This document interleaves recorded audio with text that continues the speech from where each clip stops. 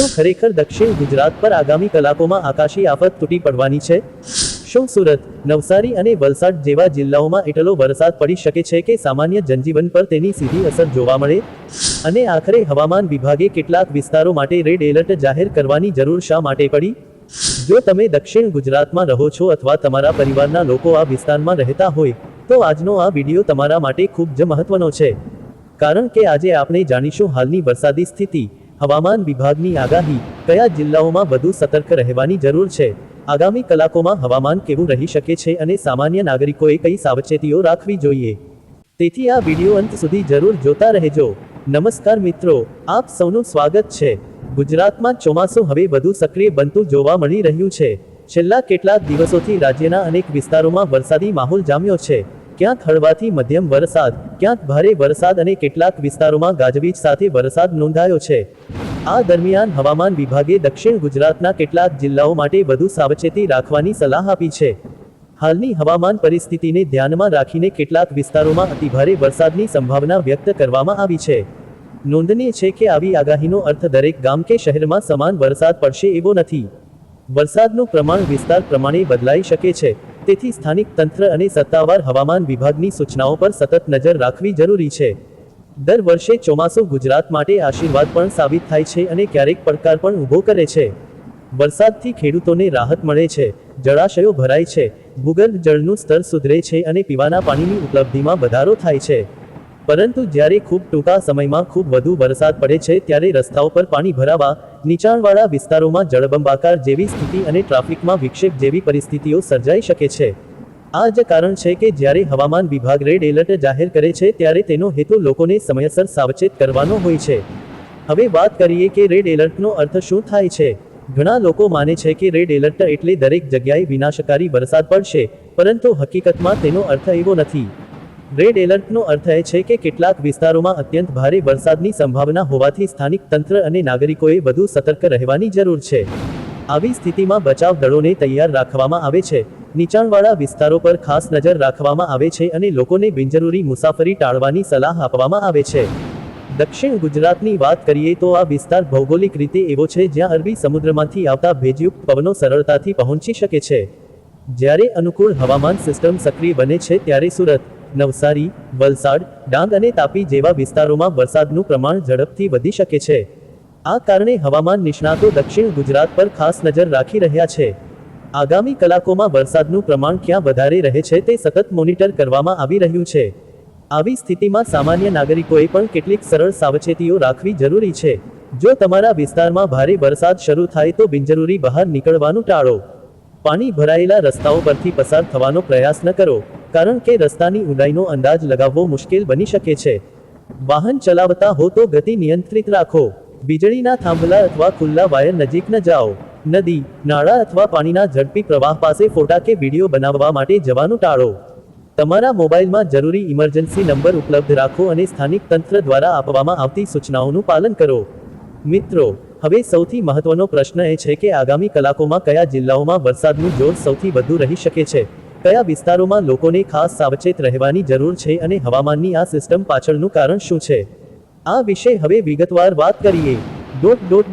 હવામાન નિષ્ણાતોના જણાવ્યા અનુસાર હાલ ગુજરાતના વાતાવરણમાં એવી પરિસ્થિતિ બની રહી છે કે જેના કારણે દક્ષિણ ગુજરાતમાં વરસાદની તીવ્રતા વધવાની શક્યતા વ્યક્ત કરવામાં આવી રહી છે. અરબી સમુદ્ર તરફથી સતત ભેજયુક્ત પવનો રાજ્યના દક્ષિણ ભાગમાં પ્રવેશી રહ્યા છે.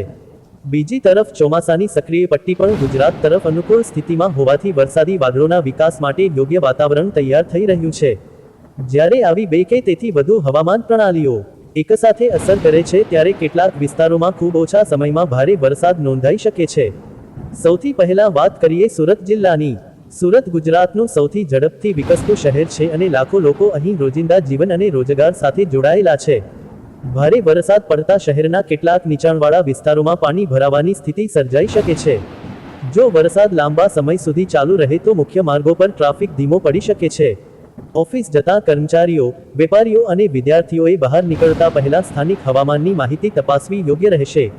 હવે વાત કરીએ નવસારી જિલ્લાની. નવસારીમાં છેલ્લા કેટલાક વર્ષોમાં ભારે વરસાદની અનેક પરિસ્થિતિઓ જોવા મળી છે.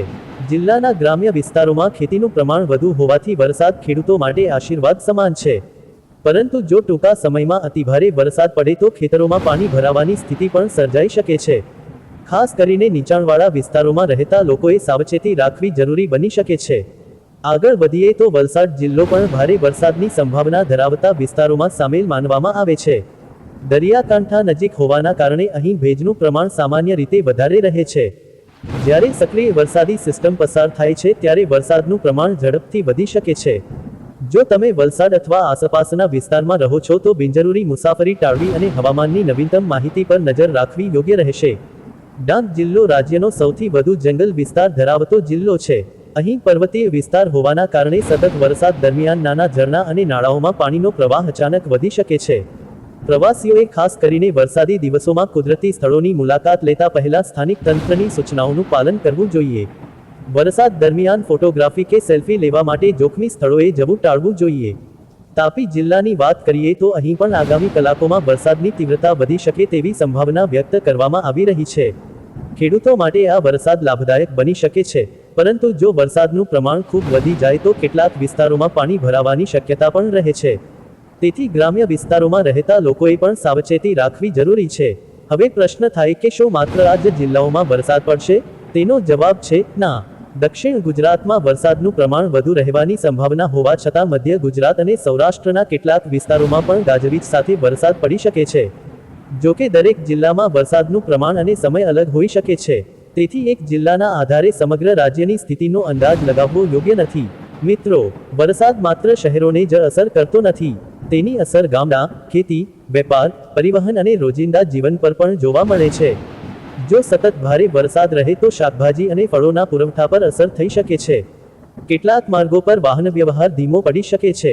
શાળાઓ અને કોલેજોમાં જતા વિદ્યાર્થીઓએ પણ બહાર નીકળતા પહેલા સ્થાનિક સ્થિતિની માહિતી મેળવી લેવી જોઈએ. આ દરમિયાન માછીમારો માટે પણ ખાસ સૂચનાઓ આપવામાં આવતી હોય છે. દરિયામાં પવનની ગતિ વધે અથવા સમુદ્ર ઉગ્ર બને તેવી સ્થિતિમાં દરિયો ખેડવો જોખમી બની શકે છે. તેથી સંબંધિત સત્તાવાળાઓ દ્વારા આપવામાં આવતી સૂચનાઓનું પાલન કરવું ખૂબ જરૂરી છે. અહીં એક મહત્વની વાત સમજવી જરૂરી છે.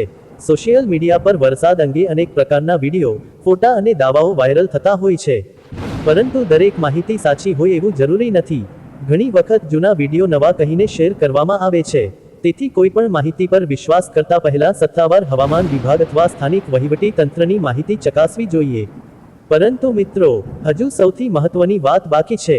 આગામી 24મી 48 કલાક ગુજરાત માટે કેટલા મહત્વના બની શકે? શું વરસાદનું જોર વધુ વધશે કે પછી તેમાં ઘટાડો જોવા મળશે? અને કયા વિસ્તારોમાં લોકો માટે વધુ સતર્ક રહેવાની જરૂર પડી શકે? આગામી 24મી 48 કલાક હવામાનની દૃષ્ટિએ ખૂબ જ મહત્વપૂર્ણ માનવામાં આવી રહ્યા છે. હવામાન વિભાગ સતત પરિસ્થિતિ પર નજર રાખી રહ્યું છે અને વરસાદી સિસ્ટમમાં થતા દરેક ફેરફારનું નિરીક્ષણ કરવામાં આવી રહ્યું છે. જો વાતાવરણ હાલની જેમ અનુકૂળ રહેશે તો દક્ષિણ ગુજરાતના કેટલાક વિસ્તારોમાં વરસાદનું જોર યથાવત રહી શકે છે, જ્યારે કેટલાક વિસ્તારોમાં વરસાદની તીવ્રતામાં વધારો અથવા ઘટાડો સ્થાનિક હવામાન પરિસ્થિતિ પર આધાર રાખશે. ઘણા લોકોના મનમાં એક પ્રશ્ન જરૂર ઊભો થાય છે કે આખરે ભારે વરસાદ અચાનક જ કેમ શરૂ થઈ જાય છે? હકીકતમાં જ્યારે ભેજયુક્ત પવનો, વાદળોની ગતિ અને સ્થાનિક તાપમાન એકબીજા સાથે અનુકૂળ રીતે જોડાય છે ત્યારે વરસાદી વાદળો ખૂબ ઝડપથી વિકસે છે. કેટલીક વખત એક જ શહેરમાં એક વિસ્તારમાં ભારે વરસાદ પડે છે, જ્યારે બીજા વિસ્તારમાં સામાન્ય વરસાદ રહે છે. આ સંપૂર્ણપણે સ્થાનિક હવામાનની સ્થિતિ પર આધારિત હોય છે. જો વરસાદ લાંબા સમય સુધી ચાલુ રહે તો શહેરોમાં સૌથી પહેલા ટ્રાફિક પર તેની અસર જોવા મળે છે. મુખ્ય માર્ગો પર વાહનોની ગતિ ધીમી થઈ શકે છે. ઓફિસ જતા લોકોનો સમય વધી શકે છે. જાહેર પરિવહનની સેવાઓ પણ ધીમી પડી શકે છે. તેથી જો ભારે વરસાદની આગાહી હોય તો શક્ય હોય ત્યાં સુધી સમયસર આયોજન કરવું વધુ યોગ્ય રહે છે. ખેડૂતો માટે પણ આગામી દિવસો મહત્વના છે. હાલ રાજ્યના અનેક વિસ્તારોમાં વાવણીનું કામ પૂર્ણ થયું છે અથવા ચાલી રહ્યું છે. નિયમિત વરસાદ પાક માટે ફાયદાકારક છે, પરંતુ એકસાથે ખૂબ વધારે વરસાદ પડે તો ખેતરોમાં પાણી ભરાવાથી પાકને નુકસાન થવાની શક્યતા રહે છે. તેથી ખેડૂતોને પોતાના ખેતરની પાણી નીકળવાની વ્યવસ્થા પર પણ ધ્યાન આપવાની સલાહ આપવામાં આવે છે. દક્ષિણ ગુજરાતમાં આવેલી નદીઓ અને નાના નાળાઓમાં પણ પાણીના પ્રવાહમાં વધારો થઈ શકે છે. જો સતત વરસાદ ચાલુ રહે તો નીચાણવાળા વિસ્તારોમાં રહેતા લોકોએ ખાસ સતર્ક રહેવું જોઈએ. જો સ્થાનિક તંત્ર કોઈ સૂચના આપે તો તેનું પાલન કરવામાં જ સમજદારી છે. અફવાઓ પર વિશ્વાસ કરવાને બદલે સત્તાવાર માહિતી પર જ આધાર રાખવો જોઈએ. મિત્રો, વરસાદી મોસમમાં એક બીજી મોટી સમસ્યા વીજળી પડવાની પણ રહેતી હોય છે. જો ગાજવીજ સાથે વરસાદ શરૂ થાય તો ખુલ્લા મેદાનમાં ઊભા રહેવું, મોટા વૃક્ષ નીચે આશરો લેવો અથવા ખુલ્લી જગ્યામાં મોબાઈલનો ઉપયોગ કરવો જોખમી બની શકે છે.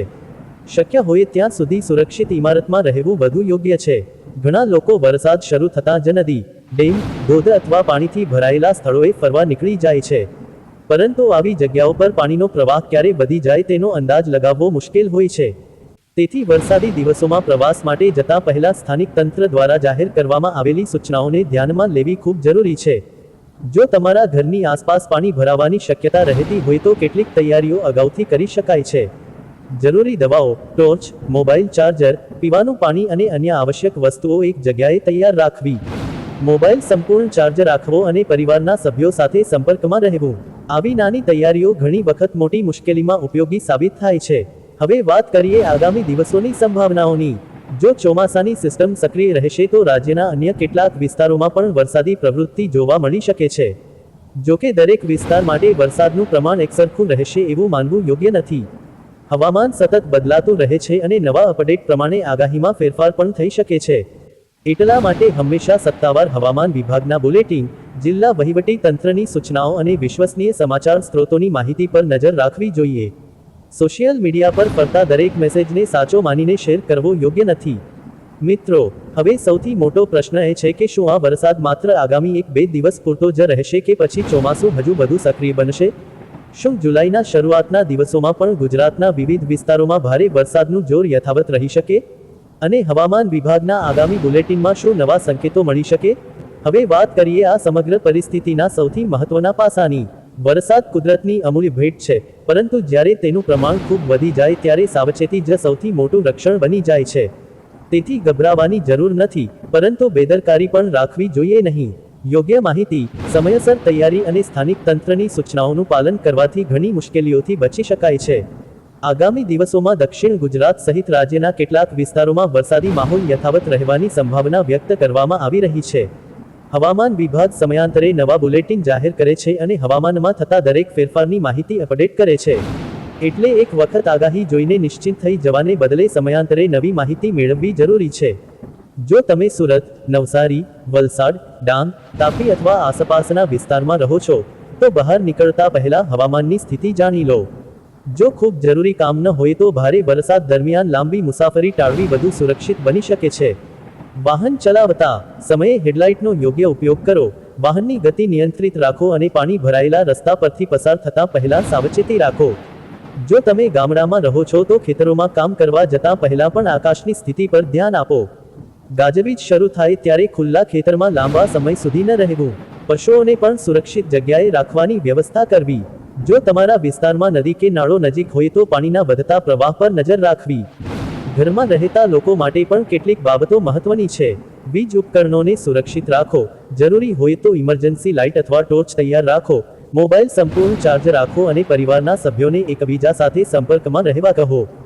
જો નાના બાળકો અથવા વૃદ્ધ લોકો ઘરમાં હોય તો તેમની ખાસ કાળજી રાખવી. મિત્રો, વરસાદને લઈને ઘણી વખત સોશિયલ મીડિયા પર એવી પોસ્ટ જોવા મળે છે કે આજે આખું ગુજરાત ડૂબી જશે અથવા આ જિલ્લાઓમાં વિનાશ નિશ્ચિત છે. આવી અતિશયોક્તિભરી ભાષા ઘણીવાર ગેરસમજ ફેલાવે છે. હકીકતમાં હવામાનની આગાહી સંભાવનાઓ પર આધારિત હોય છે અને સ્થળ પ્રમાણે પરિસ્થિતિ બદલાઈ શકે છે. તેથી હંમેશા સત્તાવાર માહિતી પર જ વિશ્વાસ કરવો જોઈએ. આ સાથે એક સકારાત્મક વાત પણ છે. સારો વરસાદ રાજ્યના જળાશયો ભરવામાં મદદરૂપ બને છે. ખેડૂતો માટે પાણીની ઉપલબ્ધિ વધે છે. પીવાના પાણીના સ્ત્રોતોને પણ ફાયદો થાય છે. એટલે વરસાદના ફાયદા પણ એટલા જ મહત્વના છે, બસ તેની સાથે સાવચેતી રાખવી જરૂરી છે. જો તમે હાલ દક્ષિણ ગુજરાતમાં છો, તો કોમેન્ટ કરીને જરૂર જણાવો કે તમારા વિસ્તારમાં હાલ વરસાદની સ્થિતિ કેવી છે. શું ભારે વરસાદ પડી રહ્યો છે, હળવો વરસાદ છે કે હજુ વરસાદ શરૂ થયો નથી? તમારા દ્વારા આપવામાં આવેલી માહિતી અન્ય દર્શકો માટે પણ ઉપયોગી બની શકે છે. જો આ વિડીયો તમને માહિતીપ્રદ લાગ્યો હોય તો તેને તમારા પરિવાર, મિત્રો અને ખાસ કરીને દક્ષિણ ગુજરાતમાં રહેતા લોકો સુધી જરૂર શેર કરો, જેથી વધુમાં વધુ લોકોને સમયસર માહિતી મળી શકે. આવી જ રીતે ગુજરાતના વરસાદ, હવામાન, ચોમાસા, કૃષિ અને મહત્વપૂર્ણ સમાચારના ઝડપી અને વિશ્વસનીય અપડેટ્સ મેળવવા માટે અમારી ચેનલને સબસ્ક્રાઇબ કરો અને બેલ આઇકન જરૂર દબાવો, જેથી દરેક નવી માહિતી સૌથી પહેલા તમારા સુધી પહોંચી શકે. તમારો એક લાઇક, એક કોમેન્ટ અને એક શેર અમને વધુ સારું અને ઉપયોગી કન્ટેન્ટ બનાવવા માટે પ્રેરણા આપે છે. ફિલહાલ આજના આ વિડીયોમાં એટલું જ. તમારી અને તમારા પરિવારની સુરક્ષા સૌથી મહત્વપૂર્ણ છે. વરસાદનો આનંદ લો, પરંતુ સંપૂર્ણ સાવચેતી સાથે. હું મળું ફરી એક નવા અને મહત્વપૂર્ણ અપડેટ સાથે. ધન્યવાદ. જય હિન્દ. જય જય ગરવી ગુજરાત.